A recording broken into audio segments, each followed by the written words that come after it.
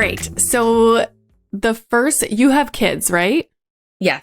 Okay. How many kids do you have? What are their ages? And also, I always ask people who are moms what their transition to motherhood was like. Like, what do you remember about that time? Was it what you expected? Okay.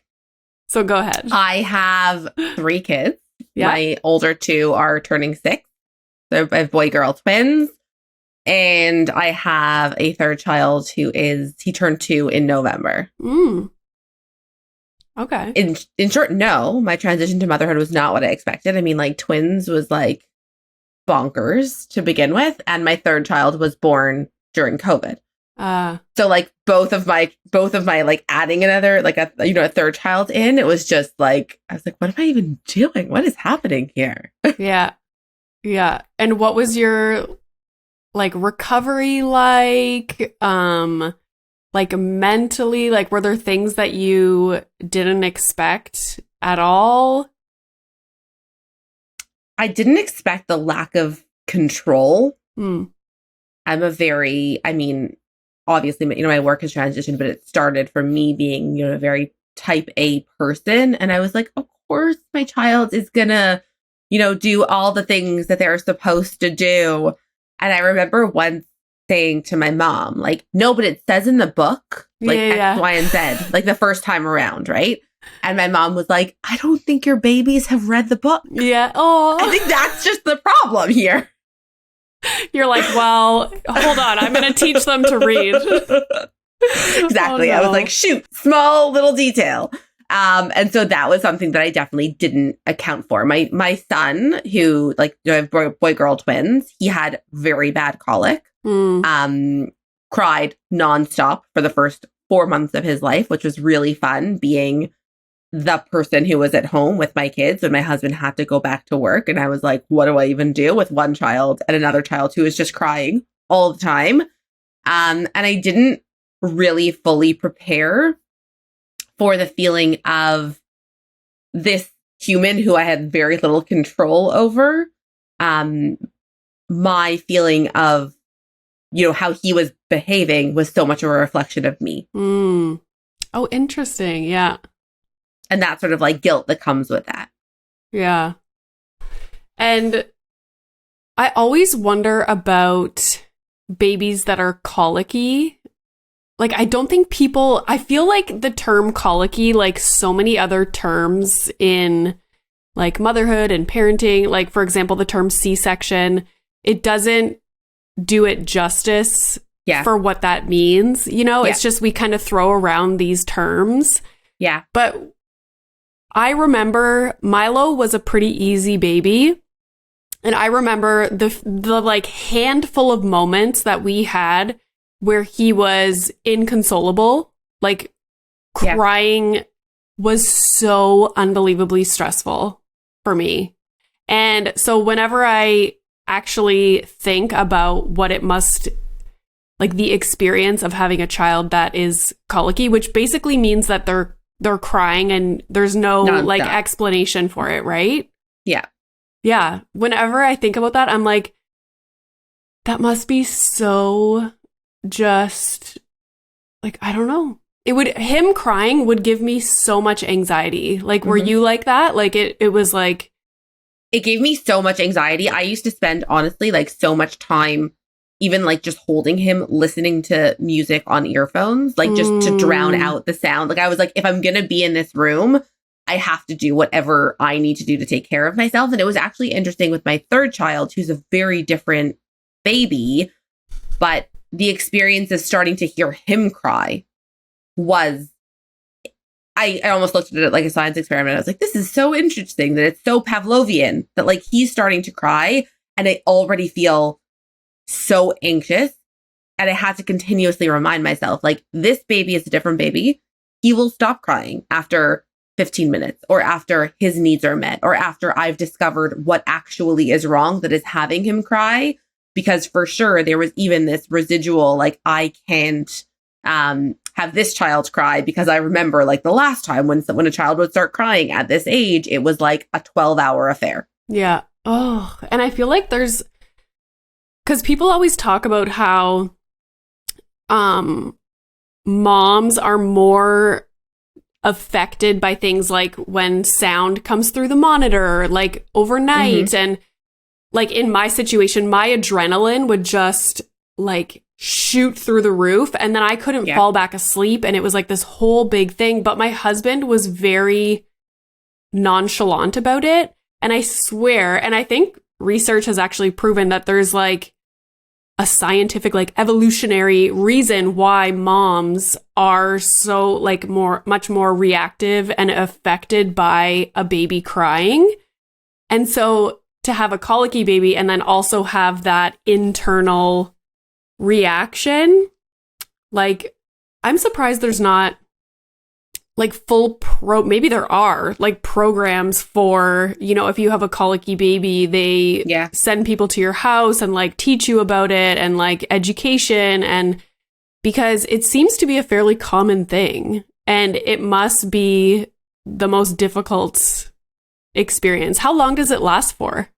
It was like the first 4 months. Yeah. Oh my God.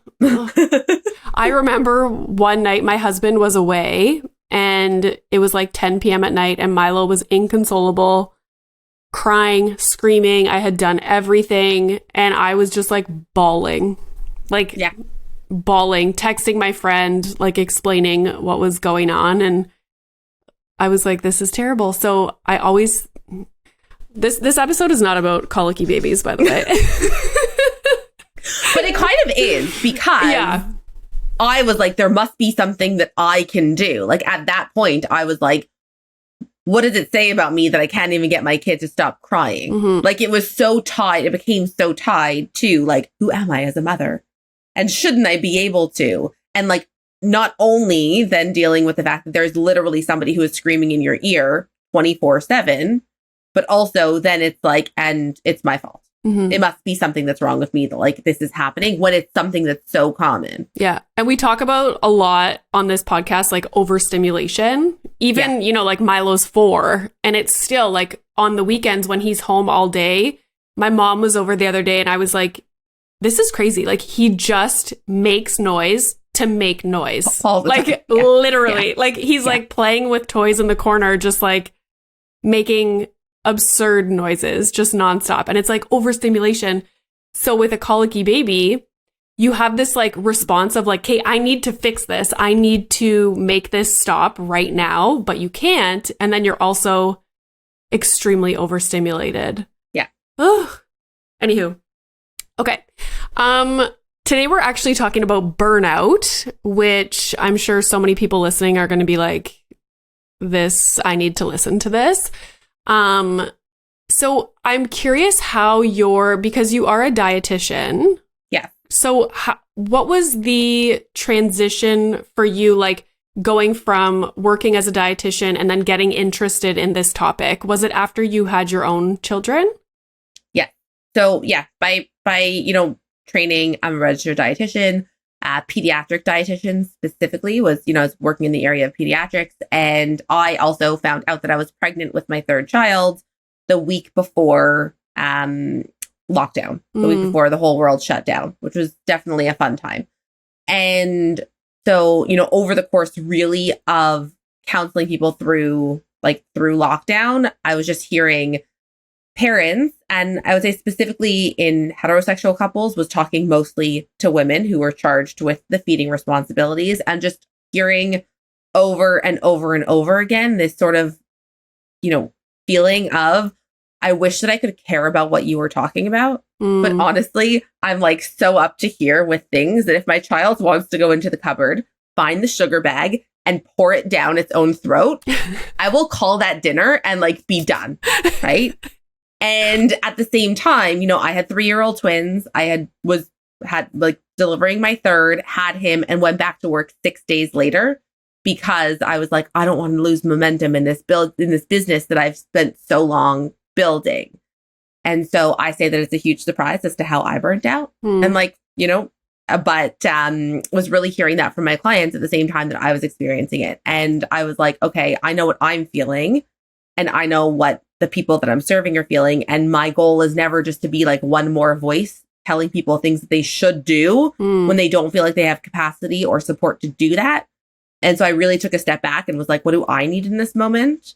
And how can I show up for the people that I'm serving? Because if you're burnt out, if you're like a 10 out of 10 all the time, you can't listen to anything. It doesn't matter what best practices are, or, you know, what maybe you could do on a great day if you're functioning at like a 1 all the time because you're just so burnt out. And that was really how I ended up starting to work with women who are experiencing burnout. So like, how do we get you back to a place where you can actually make the decisions that feel good for you and that feel like they meet your values, and even clarify what that means, because you're not totally like up to your eyeballs all the time. Yeah, I feel like I have been working on this in the last few months with trying to figure out what priorities are. And because it's like you were saying, was working at a 10 constantly, but then I'm also not prioritizing myself and doing things that are good for me that I know I benefit from. So like starting to go back to Pilates and like, I don't know. Is a lot of the burnout for women in your experience the mental load part of it? Yeah. Okay. It's a huge part of it. And I think that even when we look back on our days, sometimes people are like, how am I so burnt out? Or how am I so exhausted? I didn't even do so much. And part of it is if we can get to a place where we're not already so overwhelmed by what's happening like in here, that you're right, you're paralyzed. You might not even be doing so much, but you're so burnt out with just what's happening, you know, between your ears, that we can't even then take care of the things that we want to, right? It's like the times where, you know, I may look at the dishes in my sink and be like, I need to do them. But by the time that I get to the point where I have the chance to do them, you're like, I'm so tired from already obsessing and feeling guilty about the fact that I didn't do them the whole day, that now that I have 10 minutes to do them, I am too tired now. Yeah.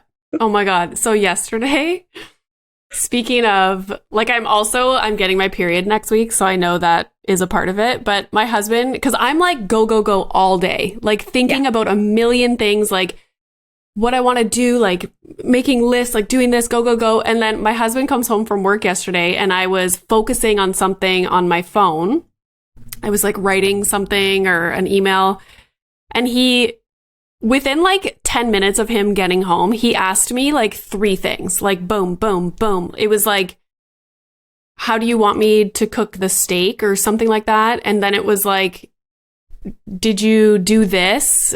And I hadn't. And I was like, no, like, and I'm still trying to like focus on what I'm doing on my phone. And then he was like, did you mop the floor? Because we spilt, it's a long story, but our coffee pot, like we didn't put the carafe Oh, been there, done that. So I woke up at 6:30 in the morning to 12 cups of coffee on the floor and the counter. And I wiped it up with paper towel. But I guess when he came home, he was like, did you mop the floor? And I was like, I looked at him like I was going to, because like I couldn't answer more questions. And also like I felt bad because I hadn't mopped the floor. And so I was like, fuck, like, was that something else that I should have done today? Like now I feel like shit because I didn't mop the floor. And so he got the mop out and I was like, hey, Renee, don't feel guilty about this. Like, let him mop the floor if that's important to him. Yeah. You didn't have time to mop the floor. So I can see where this, like, being burnt out and like going 100 miles an hour all day, every day can also affect your relationships, and because he has no idea what's going on in my head. Like I'm like bing, bing, bing, bing, bing. And he's just asking like a simple question. And I'm like, what? But it's also like when people are spending so long on social media every day, right? Like that question of like, shit, was that something I was supposed to do? Like, and you're seeing someone on social media who's like running a marathon, and someone who's building a company, and someone who's becoming an influencer, and somebody who's baking cookies with your kids, and like everything that you see. So many women are internalizing as like, oh my God, I didn't do that today. And I didn't do that today. And like, maybe I should build a company while running a marathon and bake cookies and also like be sexy and also all these things. Shoot, was that something I was supposed to do? And then feeling guilty for anything and everything that we didn't do. And the wild thing about social media is that you are getting a snapshot into, let's say, like 100 different people's lives in one day. And whatever they're sharing is like their one big moment for like that month or that whatever. Yeah. But you can look at all those 100 things, like the cookies and the marathon and going to Pilates and doing this and that. And you think that you should be doing all of those things when really you're looking at 100 people. Exactly. Like, because I've struggled with this and I had to like figure that out on my own when it comes to other content creators. Like, I want to do, or I feel like I should be doing what all these different content creators are doing. But like each one of those content creators, like that's their niche. Yeah. You know, like that's all they do. But I feel like I have to do what all of them are doing all the time. And it's like, I had to realize that, you know? Yeah. And it's the same. I talk about it in terms of like building your puzzle of your life. Mm-hmm. Because I think sometimes we forget that we have all of these different parts of the life that we're building. And when you look at somebody else's, you're like, oh, I'd really like that puzzle piece. And you're like, but that one puzzle piece, like it just doesn't just come on its own. It's a box set, right? Like you got to either take everything else that they're doing. Do you want to completely replicate their life? It's like looking at somebody who is winning a gold medal in the Olympics. And you're like, that would be really cool. I would love to do that. Okay, do you want to do 4 a.m. wake ups? And do you want to do are you willing to take all of the other pieces? And we do that a lot. We try and just accumulate all of these random pieces from everybody that we're seeing. And we're like, it doesn't fit together. Like, that's not your puzzle. Yeah. So women that you work with who are experiencing burnout, like if people are listening and they're like, oh, I wonder if I am experiencing that, like what are the key things to look for, or what would someone be feeling? So there's both like sort of, physical and psychological kind of like places where people are experiencing things. So it's like a lot of like the overwhelm, right? It's like, how often are you spending the time in your head versus actually doing the things that you need to be doing? It's if you're spending like, more time feeling worried or anxious or just like, oh my God, how can I get everything done? Versus actually being able to then do the things that you need or want to do. A lot of the people that I'm working with are people who are having a lot of trouble falling asleep because of what I call the credit rolls, right? It's like when you're trying to, go to sleep at the end of the day, or you're waking up in the middle of the night or in the morning, and it's like your to-do list is running like a credit roll in your head, experiencing things like even digestive issues, right? Like people who are like constipation, diarrhea, who are like, whenever I get stressed, I have diarrhea, and I've had that for like 6 months now. And really, I also find it, like we were talking about before, the overstimulation, which obviously with kids tends to happen when, you're cohabitating with another person, that can happen. But it's like, if at the 10th time that your kid yelled out for no reason, you used to get frustrated, and now suddenly it's like the first time, and you're just getting like more and more agitated by things that you used to have a higher threshold for. Those are a lot of the things that the people that I'm working with are experiencing. And then a lot of guilt for all of those things. Like, why am I getting so frustrated? And why is like my work slipping? And why did I used to be able to, run every day and bake cookies, and now I'm like, just, oh my God, where's the couch? Like, how quickly can I get there? And there's a lot of guilt even for all of the things that you think you're supposed to be doing and you're not. Do you have tips for people who experience when you're trying to fall asleep and everything's running through your mind? What are there things that people can do to try and like lessen that? So one of my favorite things is just even like a 30-second practice. I recommend my clients do it during the day and or before they're going to sleep to like really just start slowing down. Because there is a lot of the women that I'm working with are like go, go, go, go, go all the time. And even in order to relax at night, we need to like create safety around relaxing. I always encourage people throughout for various times in the day to set like a 30-second timer where they sort of just like sit on the couch or like just sit and don't do things. It's not like 30 seconds of relaxation and I'm going to scroll my phone. It's just sort of like sitting and starting to cultivate that safety again in like, it's okay for me to relax, even if the things aren't done. Because I think we have this idea that we're like, we need to get through the to-do list in order to then relax. And the to-do list never really ends. Yeah. For me, for sleep, what has been so helpful is reading. Like, not reading on the couch with the TV on, like going into my room, it's pitch black. I have my Kindle, reading for like a half hour, because my brain almost shuts down. And to be honest, like a sound machine, I think I've been sleeping with a sound machine since 2015, and it has almost trained my body to, like, if I want to like sit there and read for a long time, I won't put on the sound machine, because I swear that tells my body, okay, you're shutting down now and it's time to go to sleep. My fan. Yes. Yes. It is such a good, I don't know even what you would call it, like a little sleep partner. It's like, okay, you're ready to go to sleep now. So yeah, just having that time to be by myself in a dark room, there's zero stimulation, and I'm reading and focused, like my brain has shut down and I'm focused on my book. Yeah.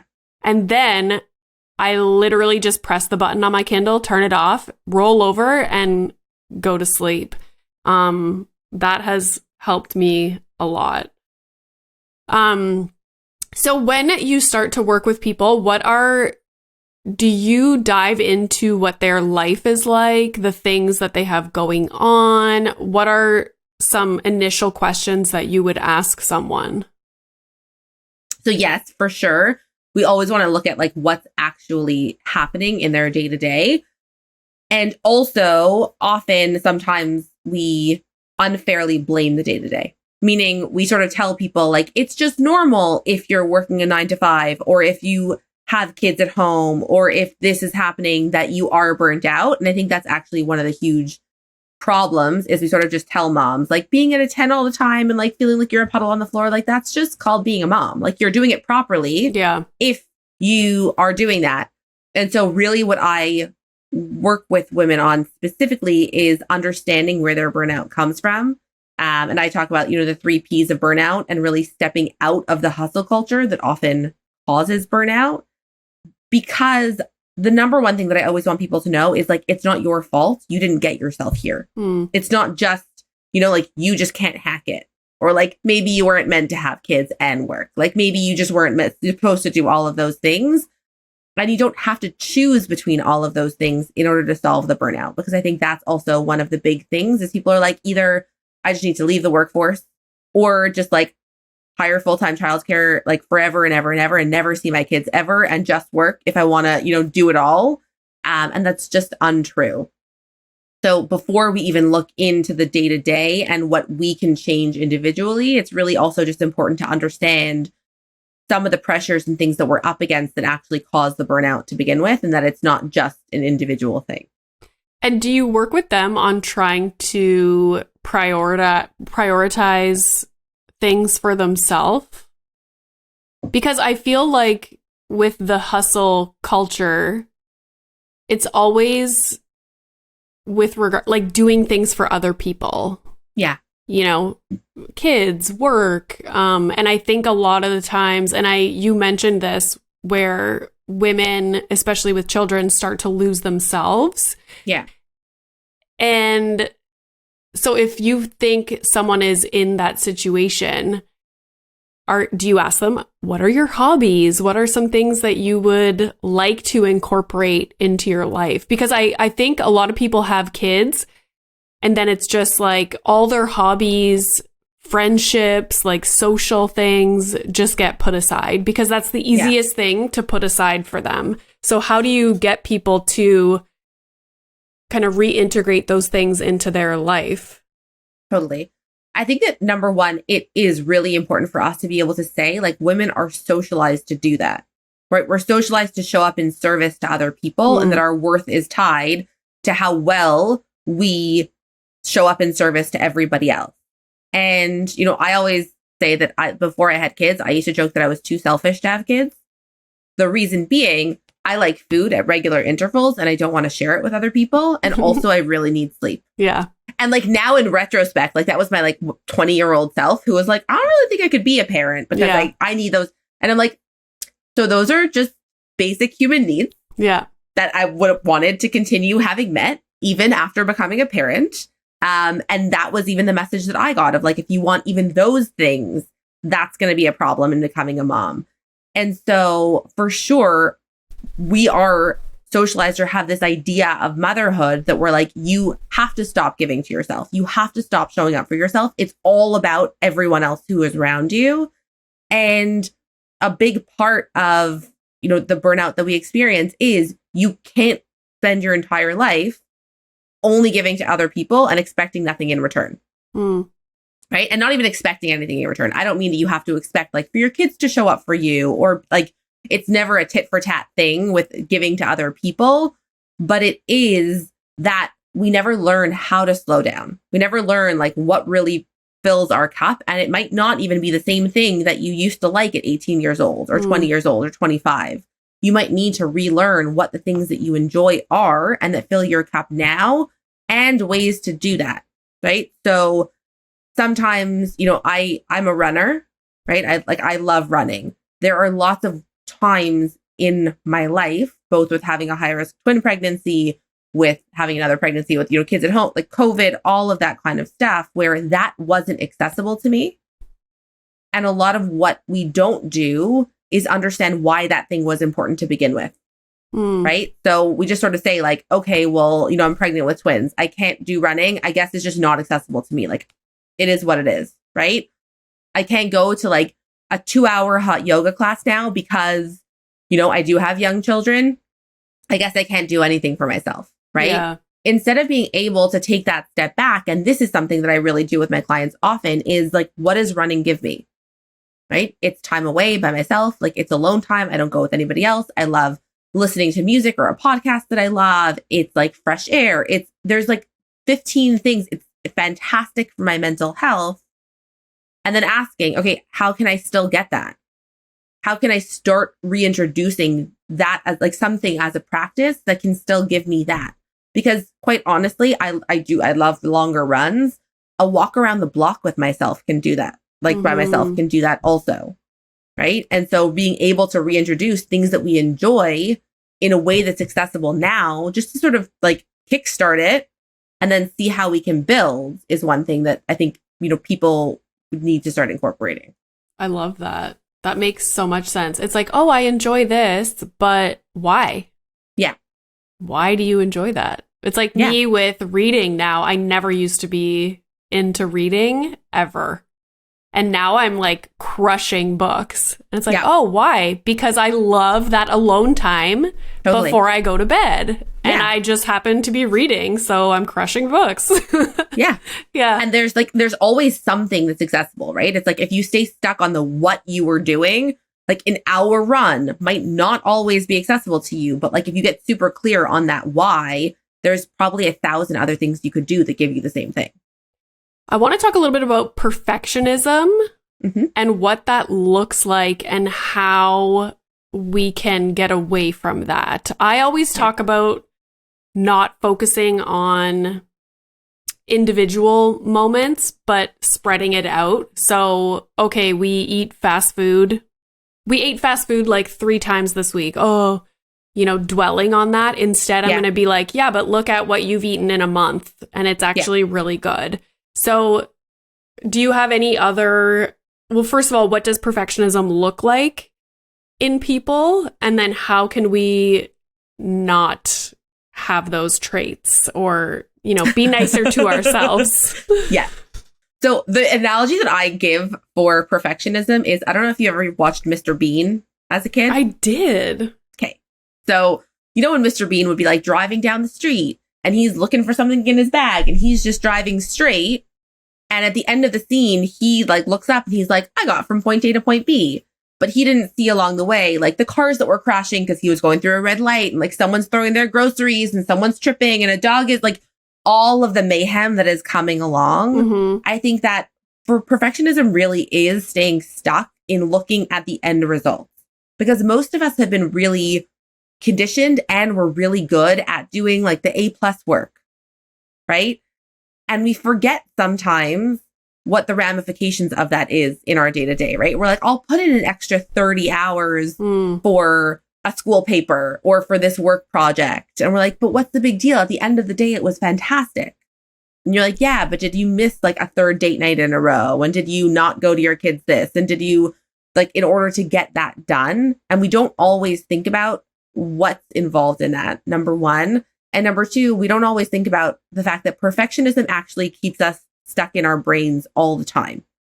Because when we're perfectionists, we tend to plan, we tend to like just stay in like, how can this be the most ideal thing possible? And the way that I also talk about it is standing at the first, like at the starting point of a marathon, trying to like plan and scheme and like think about how you can take the whole marathon in one step instead of just starting to run. And that keeps so many of us paralyzed all the time. And so really just understanding like what perfectionism even looks like and why we do it is step number one. And most often it's just because none of us have ever been taught how to have our own backs through failure. Right? We're so used to like, if we try something and it's not perfect, or we try something and it doesn't go well, that like, oh my God, you did that thing again. My God, like, I knew that it wasn't going to go. See, you couldn't do it. Why did it even bother? Like all of that self-talk that goes on in our head. So we're not going to start something unless we're pretty sure we're going to do it to like a certain level, or we work as hard as humanly possible to make sure that it gets to a certain level so that we don't have to hear that negative self-talk. When what we can actually just do is learn to have our own backs through failure and actually just get started with whatever it is that we're working on, whether it's like making cookies and they like burnt, or you're like trying a work thing for the first time and it doesn't quite go how you wanted it. I always try and think about when I start to feel guilty about something, or it's like, oh, you should be doing something else in this moment because it's better. Yeah. I just try and look at the positives. You know, if Milo and I, let's say I'm exhausted and I'm like, Milo, you want to go snuggle in mommy's bed and we can watch a movie? And then I'll start to feel bad, like, oh my God, like we should be doing something. It's like, yeah, but look, we're getting to spend quality time, like snuggling, chatting, just having a quiet moment. And that is okay. Yeah. Like, that is okay. It's actually good. And that goes back to the why versus the what, right? When we stay stuck in the what, we're like, should have taken him to the park, or I should have like done a beautiful art activity that was going to leave glitter all over my house. And I was going to curse the world for the next. But if the why, like, why do I want to do this? To be able to bond with my kids, to be able to have like a nice evening, to be able to, I don't know, just have like a point of connection. It doesn't really matter what we're doing. Yeah, it's so true. There's pros and cons to everything. So a lot of women struggle with people pleasing. And I know that is another factor that leads to burnout. I have a really popular episode about boundaries, like setting boundaries, and I'm sure that is connected to people pleasing as well. But do you see that a lot, like that characteristic in women that you work with? Absolutely. Yeah. A lot of women that I work with, like when it comes to people pleasing, fall in what I call the guilt resentment cycle. And so it's, you know, we like show up for everyone around us. We're like super mom or super daughter or super friend. And like we go, and we exhaust ourselves. And then we're like, wait a minute, like, why am I doing all of this? Like, I shouldn't have to, like, I'm not doing any of it. Right. And then we like drastically pull back. And then we feel super guilty that we did that, because I don't think that we always realize that with people pleasing, doing things for people or not doing things to spite people are two sides of the same coin, right? So even when you're like, I'm going to be an empowered person and I'm not going to do it on purpose, you're still doing it to try and get some sort of a reaction, or like for the other person so that they see that you're not doing it, right? Yeah. And we just keep ourselves stuck in that cycle of continuing to like go on overdrive and then get burnt out and then feel guilty and then pull back and then keep on going around and around and around until we can actually start setting those proper boundaries and getting clear on who we're doing things for and why we're doing them, right? And often, you know, even in my picky eating background, a lot of the times that I would be working with moms and hearing, you know, I bet I made 7 different things for my child for dinner. right? And I'm like, okay, why did you do that? And they're like, because my child needed to eat something. I did it for my kids.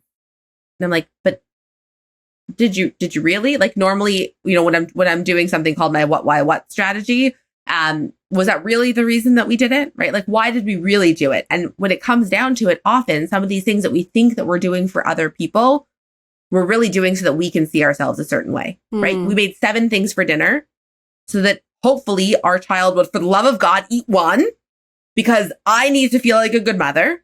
And I can't do that unless you eat your dinner. Mm-hmm. I can relate to this because it's almost like, okay, now I don't have to feel guilty or stress about this thing because I have checked these boxes. Exactly. And I did what I should have done. And I can totally relate to that.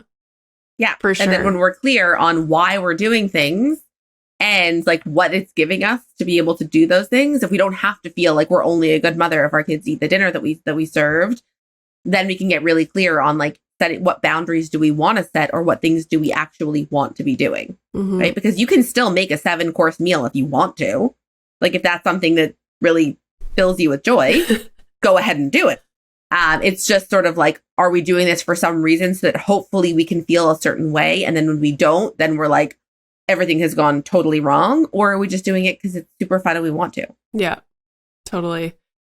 You mentioned something about, and I really liked the point of especially mothers with young children and letting them know that they can enjoy life now, as opposed to, oh, when they're teenagers or once they're out of the house, then I'll start living my life. And I think it just snowballs from, you have a baby. A lot of women in Canada anyways take the maternity leave. So they, like, their hobbies, their whole life is kind of turned upside down. And then it just snowballs into, well, I can't go and do that. I can't take time for myself. Because they put everything else before their interests. Yeah. So how can we let moms of young children especially know that they can enjoy life now? Like, this is your life. Like, live it now. So I think it's so interesting. A book that I really enjoyed, it's called Thinking 101. It's by a Yale professor. And in it, she talks about the marshmallow test. Okay. Right? How, right? Like for anyone I feel like everyone knows the marshmallow test. Okay, wait, can you, what is it? It's like, the test where they would put like a marshmallow in front of kids and sort of see if the child, like say, if you can either eat it now or if you wait and in 5 minutes you can have 2 marshmallows. Oh, right? Okay. And they tracked those kids over time, and over the next 20 years, the kids who had been willing to delay gratification ended up getting into better schools, ended up getting higher paying jobs, ended up getting better jobs. And they were like, see, like delayed gratification, there's something here with willpower and all of that. And in the book, what she talks about is that nobody ever asked those kids, like, yeah, but are you happy now? Like, was it worth it to you? So you did all of those societally expected things, or the things that we would look at and be like, that's great that you got into Yale. Fantastic. 4.0 GPA. Amazing. But are you enjoying your life now? Like, is that worthwhile to you? Right. Interesting. And nobody ever asked that question. And that women, because of the fact that we're socialized to show up in service for everybody else, it's like, when it's not their turn anymore, then I'll take mine. Yeah. Right. And their turn never ends. Like, our kids are younger than us. So ideally, in a, ideal world, they outlive us. So like their turn never really ends. And so recognizing that we're really good at delaying gratification, we're really good at being like, I'll put myself second, starting to break down again, like we don't have to show up in service to everybody all the time, right? Even if that's a value that you hold of, I want to be a present parent. I think we've gotten this idea of like, what does motherhood look like? Wholly backwards. Yeah. Of like, if you're not a puddle at the end of the day, you've done this whole thing wrong. Is, number one, like that's not what any human is supposed to do. And also, even in raising children, like being a mom of small kids, what do you want your kids to do in 20 years? right? Like I have 3 kids. I would like for them to know that they're allowed to prioritize themselves. I can't show them you're a human who's allowed to have their needs met and allowed to have their wants met and allowed to value themselves and then show them me killing myself to show up for them. Yeah. Right. And I think that we sometimes focus on all of the nice things that we say to our kids all of the time of like, you're so important and the world revolves around you and everybody should, like all of that. And then when they look at us, they're like, why are you like keeling over? Because you're so tired, because you're showing up for everybody else. When in reality, we just need to be able to show them like actually being able to prioritize our own needs. It's wild. That marshmallow test thing, that is wild to me. And now I want to read that book. But yeah. I just did an episode about achievement anxiety, and it was mostly focused around teens, but it's that idea of what are your actual values? Like as a society, we're so focused on the outcome and the school that you get into, the athletics that people excel at. But at the end of the day, we're never concerned about, like, success to us is never to be happy and live a fulfilled life. And that's going to look different for everybody. Totally. So you always hear stories about, like, similar to what you were saying, people with, a massive law career and they have everything that they've ever worked towards and they're miserable. Yeah. And that it's like, are you filling your own cup? Well, there's a story. There's also like a parable that I love, which is it's called like the fisherman and the businessman or something like that. It's like and it's like, a businessman comes and sees a fisherman who is sitting and lounging on his boat and just like enjoying the day. And he's like, what are you doing? You should be working hard. You should be working harder. He's like, why? And he's like, so you can earn more money. He's like, why? So you can hire other people to fish for you. And eventually it sort of gets like, why? Like, why would I want to do all of those things? And he's like, so you can like go on vacation and like lounge like during the day. And he's like, what do you think I'm doing? Like, I'm doing this now. Right. And again, it goes back to all of these why things, like when we're accomplishing anything in life. And that's not to say like, I don't value, obviously, I run a business and obviously like, we work and obviously like all totally great and earning money, nothing wrong with that. But also being very clear on like, why are you doing the things that you're doing? Yeah. Right. And like, where can you even make that accessible to yourself right now? Because so often we stay stuck in this idea of like, when I have a certain income or when my kids are older or when, I don't know, like the world is wholly different, suddenly I'll feel a certain way or something will be available to me. And the question really is like, how is that already available to you? Yeah. And whether it's like, at the beginning of the episode, I talked about like the 30 seconds practice to sit. Maybe you don't have 6 hours to just lounge and watch Netflix. Maybe you don't have a spa day to take, but like, can you take 30 seconds out of your day and take a break? Because I'm pretty sure that's accessible to you. Yeah.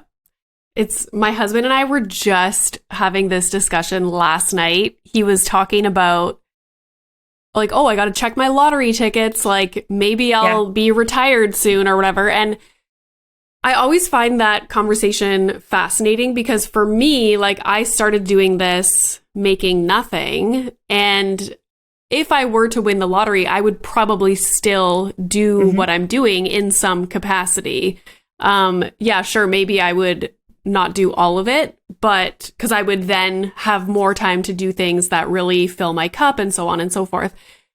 But he was telling me this story about, I don't remember. He was doing a case, like he's a surgeon, and there was 3 physicians in the room, and they were talking about like there was like some big lottery going on at the time, and they were just laughing, saying like, "Oh, what? Like, would you guys retire or whatever if you won the lottery?"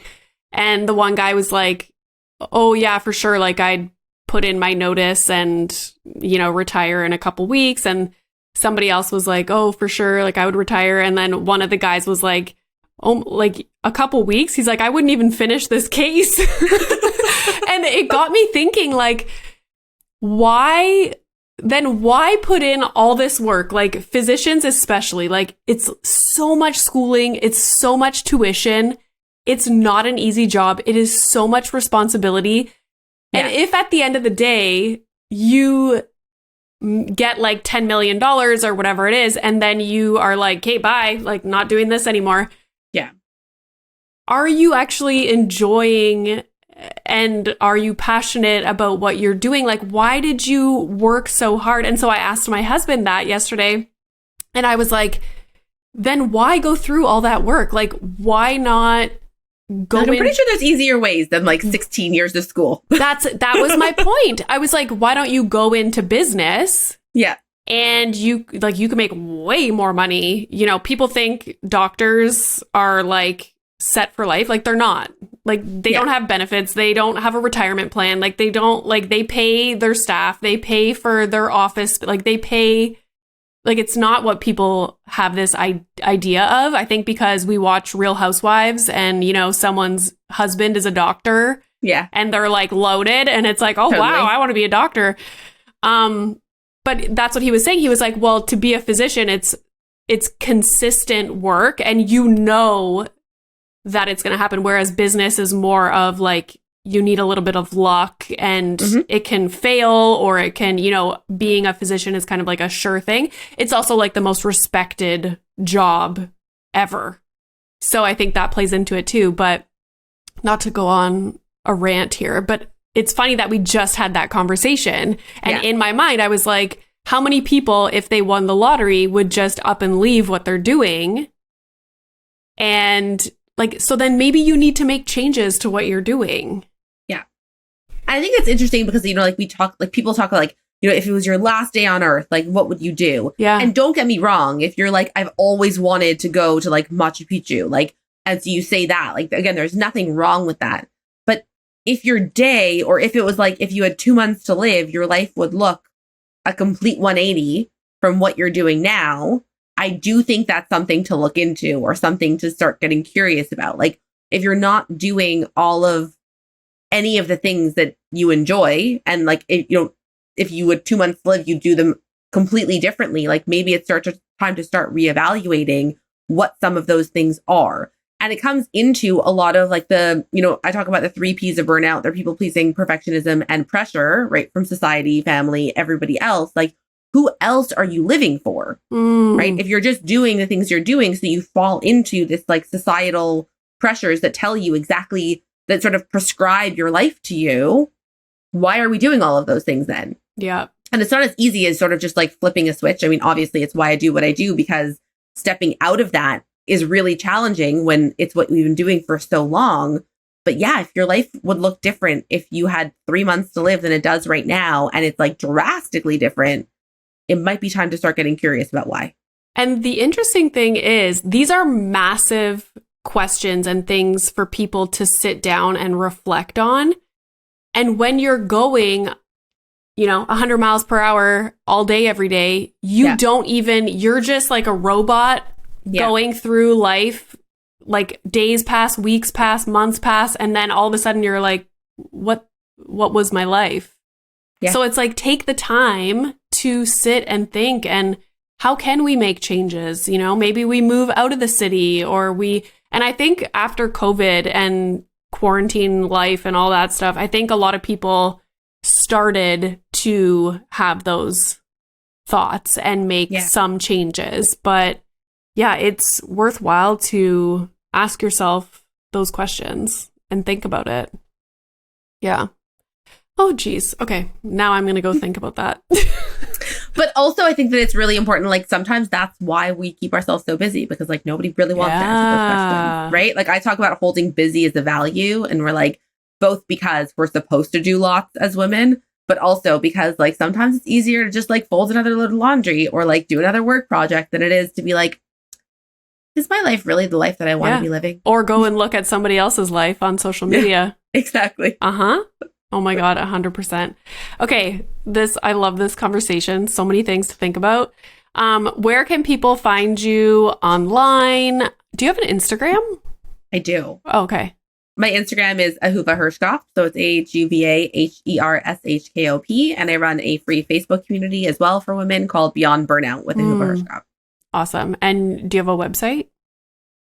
It is under construction. Oh, okay. Well, that's exciting. I'm sort of like shifting over from the nutrition website to the coaching website. So it's like little under construction banner. Awesome. I love it. Well, your services and what you are doing is so needed for moms, for people listening to this podcast, because it's mostly moms with little kids.